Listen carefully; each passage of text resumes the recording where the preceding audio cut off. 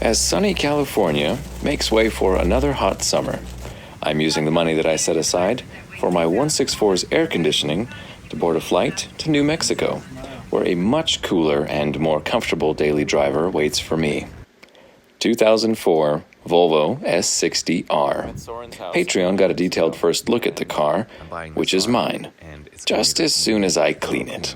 My XC90 is at a shop, but I get to drive this one around a little bit. Each goblin was named after his own colour.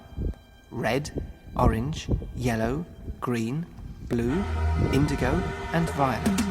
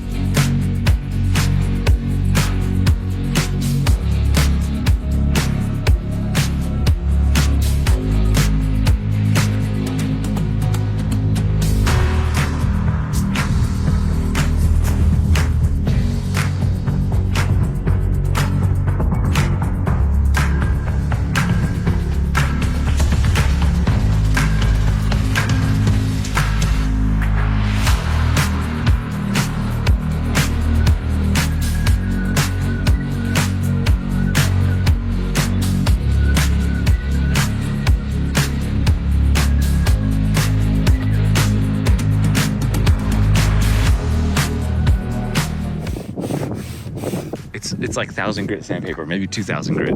You know, it ain't smooth. We don't have a clay bar because I'm trying to just be budgety right now. And that means that our alternative would be plumber's putty. Rumor has it you could use that as a cheap clay bar. Didn't have that either. Besides, I don't think this paint's really gonna give me any smooth glass-like feeling. So I just went right to the Meguiar's Quick Wax. This is, I love Meguiar's products, and this stuff will not go white on plastic, which is good. The wheels, of course, curb rash. That's just the normal thing with ours if you're looking for one.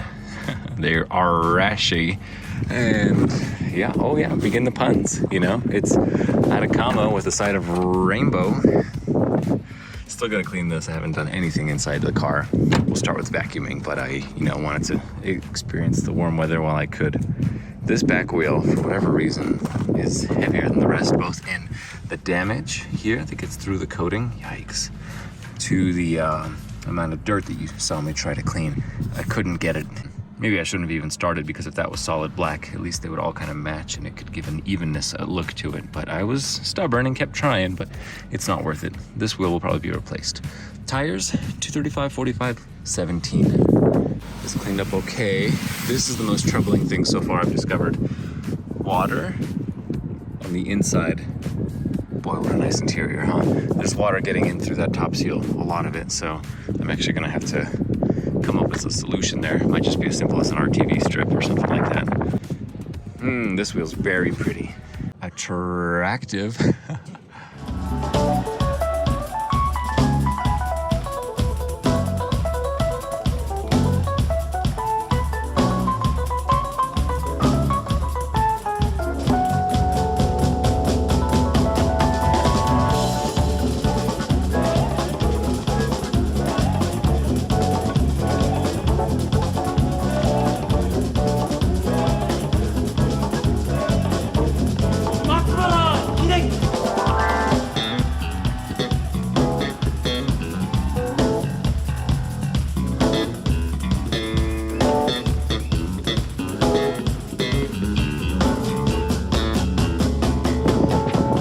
Buddhism, they say that the attachment is the root of suffering, all suffering.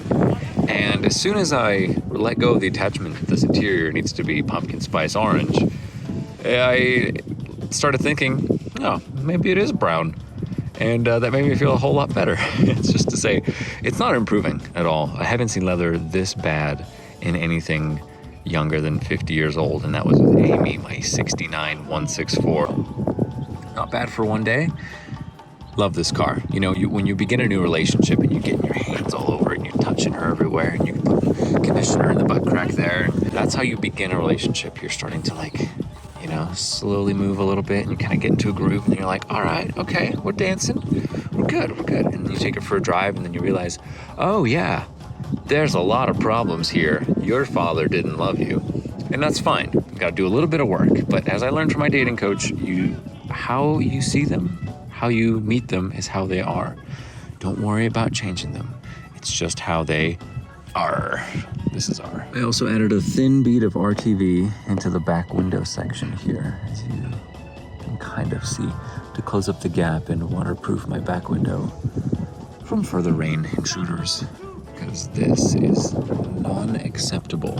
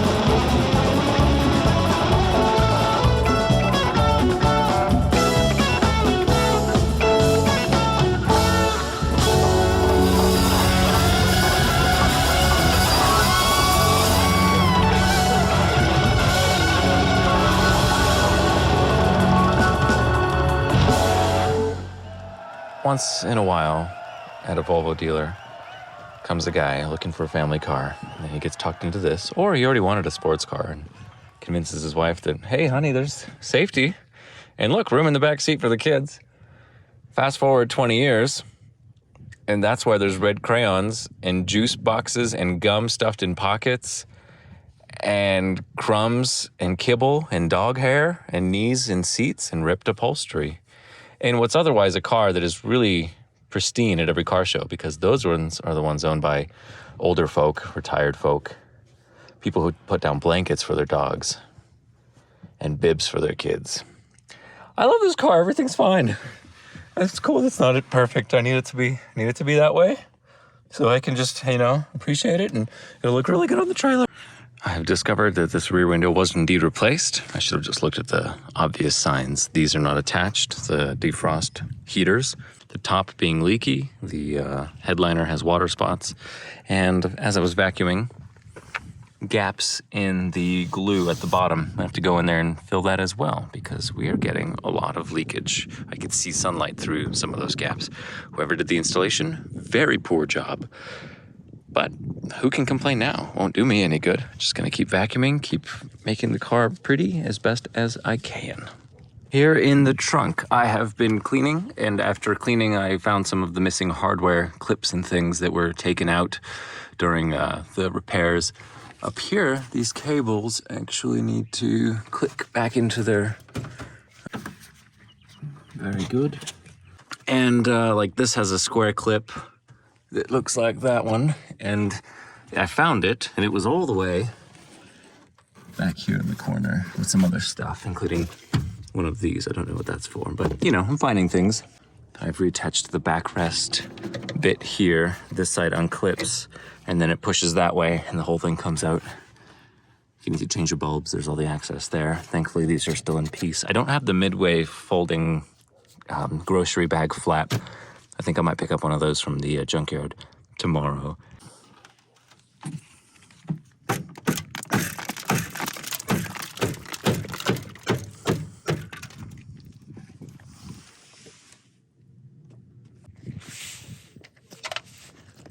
Having discovered more broken glass, I removed both sides of these panels here. To get these fellers off, and I just learned this bit, you have this little corridor here, so you can just stick a flat tool in there, and there's a little tab right here.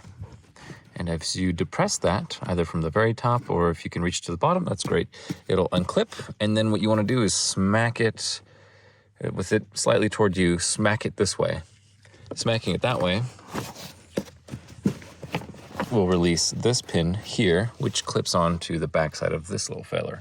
And then the last one is to lift straight up, but kind of slide it in the backward position. Don't lift it toward you too much, but it's a very robust plastic bit down here, and that one just goes straight into here. If you pull it towards you, it'll crank too much, and it won't give you an easy extraction.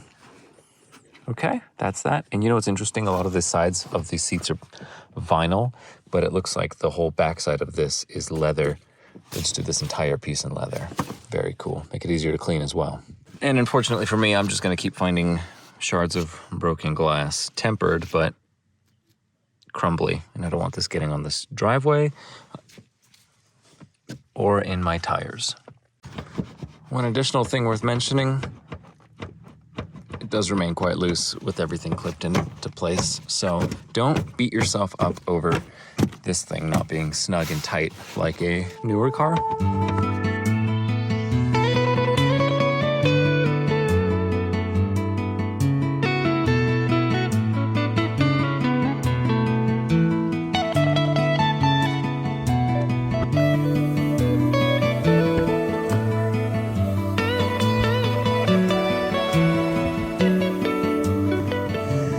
Okay, we're done with step one, which was just vacuuming and cleaning the leather, conditioning it. And now we're approaching the end of day two. We want to move on to our second step.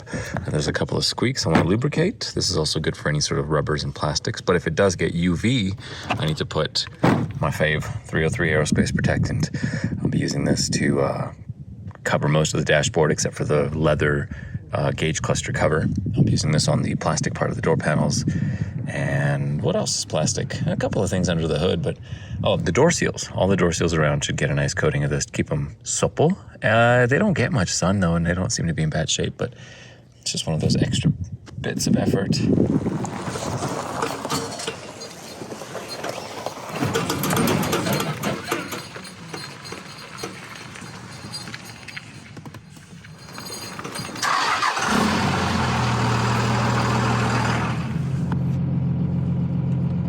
Some stock digital music.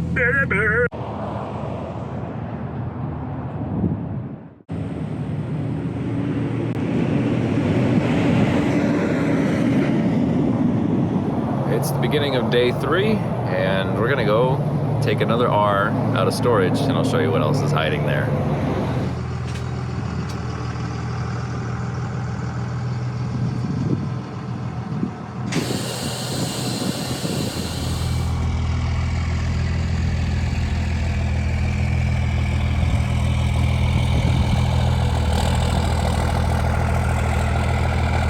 Terrible. It only pushed this side in just a little bit. Yeah, that's pretty rough. But like it looked like it just hit perfectly, like right there. And just buckled this up. Hey, you got a nice bumper. Oh my word, it's full of parts. How did you transport this?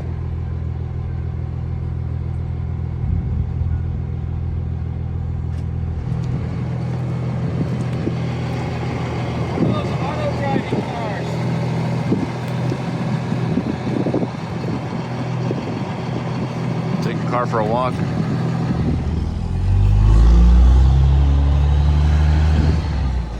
Can you demonstrate the steering again? Now go towards me. I love it.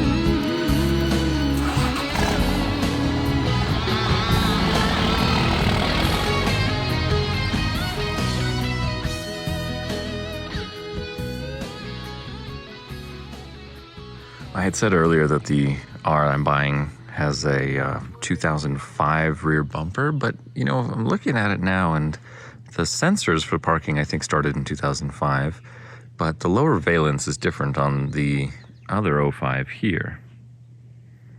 I like that quite a bit, but it's simpler on this one. Anyway, painting at the bottom silver and all the trim really improves the overall appearance of the car, and I'm just more encouraged to do that on this one.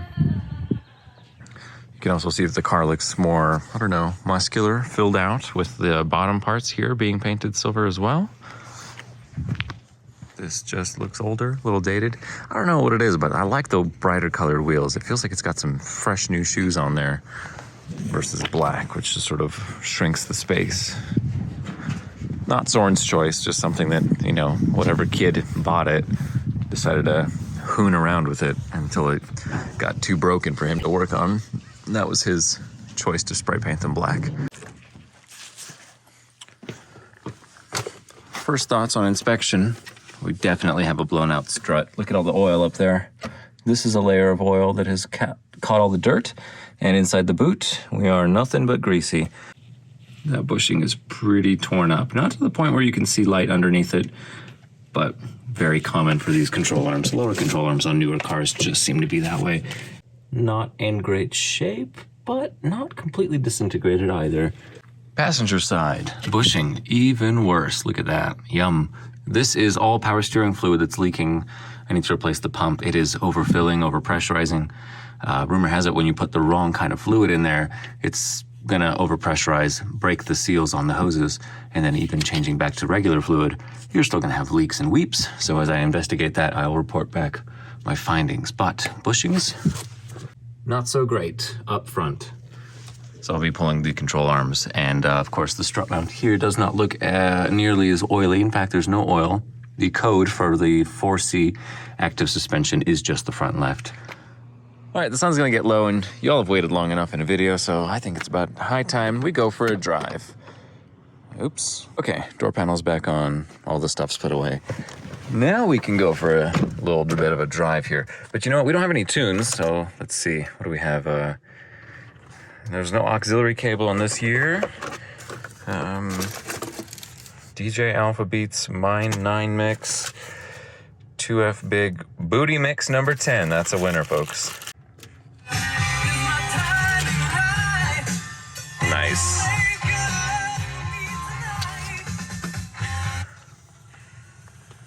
Oh, please be good.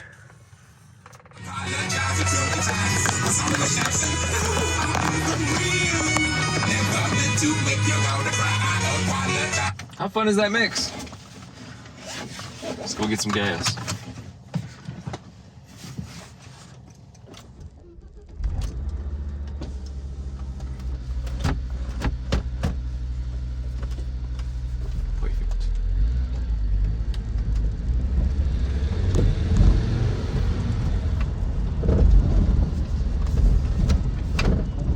Oh, these poor struts.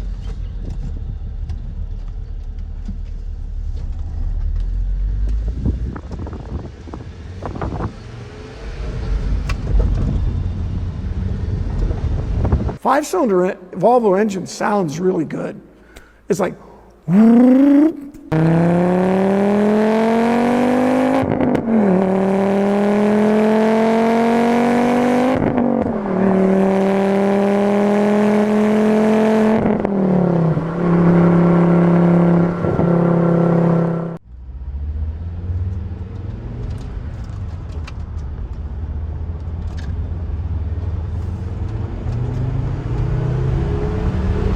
Very light throttle.